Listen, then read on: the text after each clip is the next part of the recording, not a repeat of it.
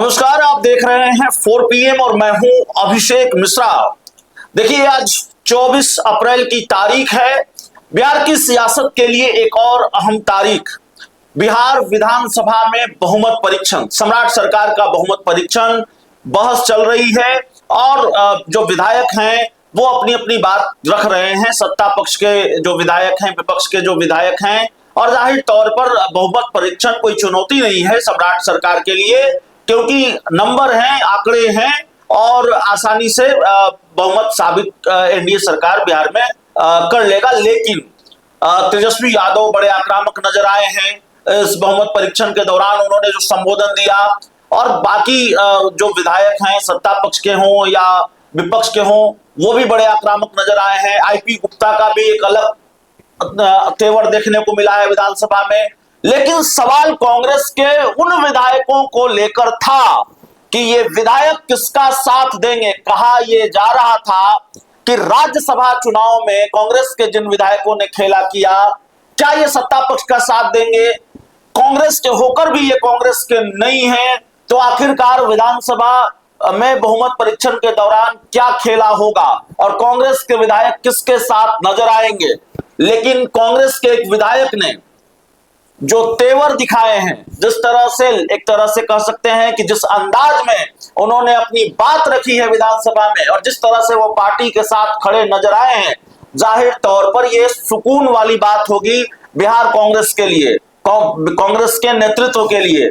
कांग्रेस के वो विधायक जो राज्यसभा चुनाव में कांग्रेस के साथ खड़े नहीं दिखे, राज्यसभा चुनाव में वोटिंग के दौरान वो अब्सेंट रहे और राज्यसभा चुनाव के दौरान इंडिया गठबंधन के ही उम्मीदवार को वोट नहीं दिया कांग्रेस के जिस विधायक ने, आज वो विधायक सरकार को लेकर बिल्कुल आक्रामक नजर आए हैं और पार्टी के साथ पूरी तरह से खड़े नजर आए हैं। कांग्रेस के सारे विधायकों को लेकर जो अपडेट होगा वो हम आपको बताएंगे। उन विधायकों को लेकर जो राज्यसभा चुनाव के दौरान कांग्रेस का साथ जिन्होंने नहीं दिया, इंडिया गठबंधन का साथ नहीं दिया, लेकिन अभी कांग्रेस के एक विधायक की बात हम कर रहे हैं और मनिहारी से कांग्रेस के विधायक हैं मनोहर प्रसाद। उन्होंने साफ तौर पर कई सवाल विधानसभा में उठाए हैं, पूरी तरह से वो अपनी पार्टी के साथ खड़े नजर आए हैं। और मनोहर प्रसाद की जब बारी आई विधानसभा में बोलने की, तो उन्होंने सत्ताधारी दल से यह सवाल पूछा कि जब नीतीश कुमार को हटाना ही था तो चुनाव के वक्त ही सम्राट चौधरी को सीएम का चेहरा घोषित क्यों नहीं किया।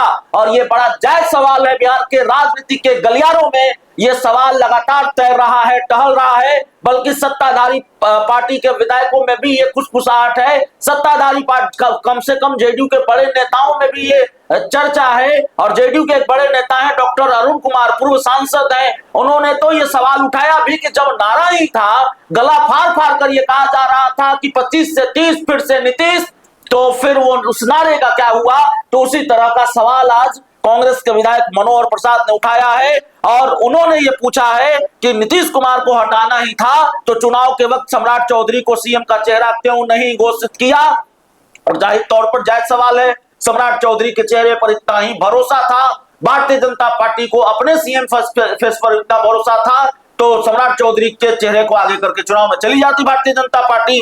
जो सवाल कांग्रेस के विधायक उठा रहे हैं और कांग्रेस के विधायक का ये बयान भी हम आपको सुनाया, विधानसभा में कितने आक्रामक नजर आ रहे हैं कांग्रेस के विधायक, वो जरा सुनिए कांग्रेस के विधायक मनोहर प्रसाद क्या कह रहे हैं। माननीय सदस्य श्री मनोहर प्रसाद सिंह का प्रश्न रखें। समय 2 मिनट। महोदय, मैं माननीय मुख्यमंत्री बिहार के विश्वास मत प्राप्त के विरुद्ध अपना विचार व्यक्त करना चाहता हूँ। महोदय, भाजपा और जदयू, कृपया बीच में मत बोलिए। भाजपा और जदयू के बीच यह शांतिपूर्ण सत्ता हस्तांतरण 2025 के चुनाव के पूर्व का गुप्त समझौता का परिणाम है या 12 जून 2010 को रात्रि भोज के लिए दिए गए निमंत्रण को अचानक रद्द करने के अपमान का प्रतिशोध, यह तो जनता आगे उसका विचार करेगी। महोदय,